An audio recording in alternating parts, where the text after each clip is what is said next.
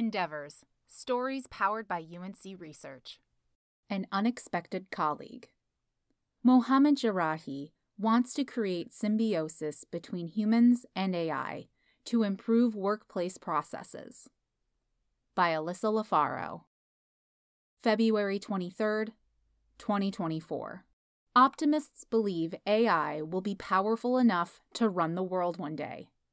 It will create safer driving conditions, automate some jobs, and even conduct life-saving medical procedures. It will change humankind for the better, improving our systems and helping us live longer, healthier lives. Pessimists think AI will expand beyond our control and eventually take over humanity. It will be a sci-fi movie made real. Think The Matrix, I, Robot, or WALL-E. But for Mohammad Jarrahi, a self-described realist, neither of these scenarios play out. He sits somewhere in the middle, finding balance in what AI can really achieve in practice. Both scenarios are overhyped perspectives, he shares. Emotional intelligence is our capability, and technology cannot understand emotional intelligence the way we can. Creativity and critical thinking are still ours. AI can remove the drudgery, the mundane, repetitive tasks that aren't a source of human learning. As a professor in the UNC School of Information and Library Science, Jarrahi studies human-AI symbiosis. Just like in biology, it is the concept of two different species complementing one another and aiding survival. In this case, the two species are real and artificial. It is not competition or cooperation. It's both, he says. It's co-petition. We need to collaborate with the AI and be mindful that it is not our friend. If we can move past the fear and the hype, we can figure out how AI can realistically help us. A socio-technical surgeon. Jarrahi grew up in the 1990s, during the rise of the web. He began programming in high school, and even helped the school get its report cards online. Shortly after enrolling in college in 2000, the dot-com bubble burst, and a slew of internet companies failed. Jarrahi was fascinated by it all. My father was an IT manager, and he influenced me to go beyond programming and technological aspects to learn about the management of information systems rather than developing them, he shares. A strong understanding of both the social context of an organization and the technology is what creates positive outcomes. Jarrahi went on to pursue a master's in analysis, design, and management of information systems from the London School of Economics and a PhD in information science and technology from Syracuse University.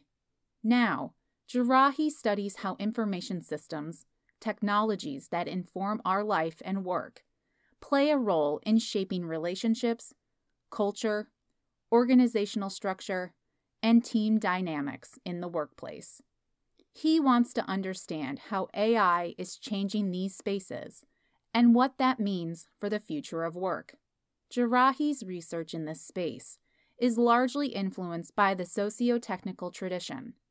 To explain what this is, he says to imagine a patient who needs an artificial heart transplant.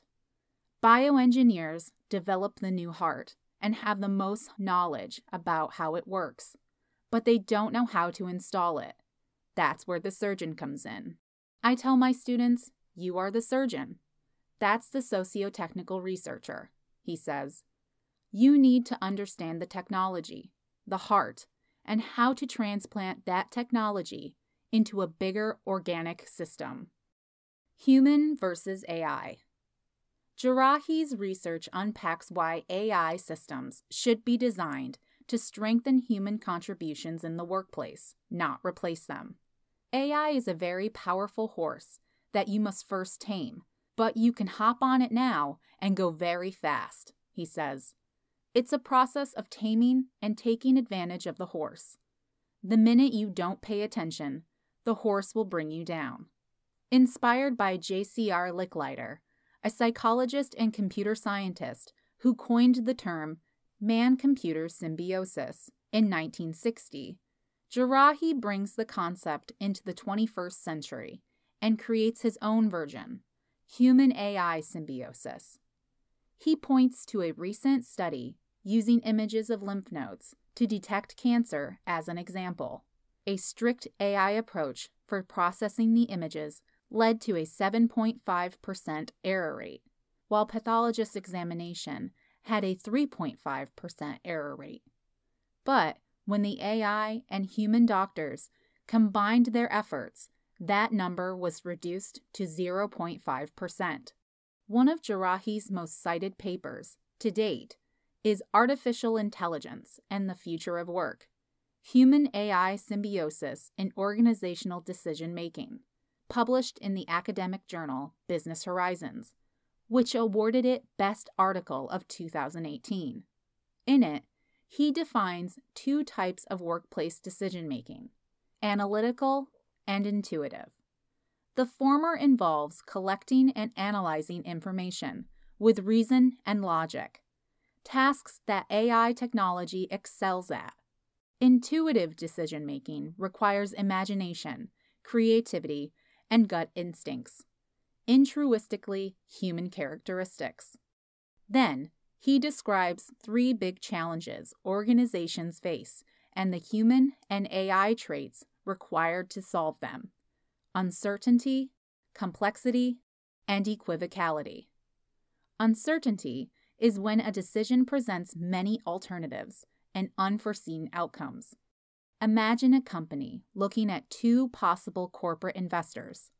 One is a startup that can't offer a lot of money up front, but will ultimately allow more freedom to pursue new ideas. The other is an established corporation that will pay more, but they have specific guidelines for what they want to achieve in the next 3 years. AI can assess these investors using data from each to weigh their pros and cons. It will pick the most logical option on paper. The company's owners will be more subjective and will try to get to know the people they'd be working with and think critically about how those relationships will affect their goals. The combination of both methods will lead to a better outcome than just one. Complexity refers to complicated situations with a lot of variables. AI will always be able to process heavier data loads than humans can handle, but humans can choose where to look for and gather that data from, informing what feeds the AI. Lastly, equivocality involves decisions among multiple parties who can't agree on a plan of action. When this happens, humans can negotiate, build consensus, and rally support.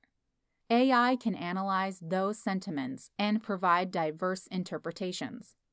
Although AI capabilities help humans overcome complexity through the machine's superior analytical approach, the role of human decision-makers and their intuition in dealing with uncertainty, and especially equivocality of decision-making, remains unquestionable. Jarrahi writes, AI's future in the workplace. In addition to writing perspectives, Jarrahi is conducting a qualitative study on how generative AI systems are transforming jobs for knowledge workers, people who use this enterprise and critical thinking to solve problems, develop products and services, or create strategies. He wants to uncover how knowledge workers engage with the technology. Study participants created digital diaries about how they're using ChatGPT at work, along with the bottlenecks, pain points, and opportunities it creates. After analyzing these responses, Jarrahi and his team conduct follow-up interviews to learn more. So far, he's discovered that a lot of workers are using it for proofreading, ideation, and basic information synthesis, but they have to continuously verify the results. Lawyers are using it. Programmers are using it to write some basic code, he says.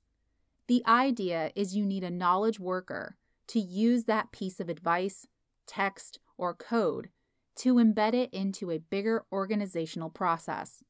It's a powerful toolkit that can do magic, But that magic is not self-driving. Jarrahi himself uses ChatGPT in his own writing to organize his ideas into a more cohesive text with good structure and flow. But he stresses the need to proofread what the AI produces because sometimes it deletes important points or adds nonsense. These technologies are not going to replace us, he says. They are going to reinvent our work, and we have to reinvent ourselves. Mohammad Jarrahi is the McCall-Term Associate Professor within the UNC School of Information and Library Science.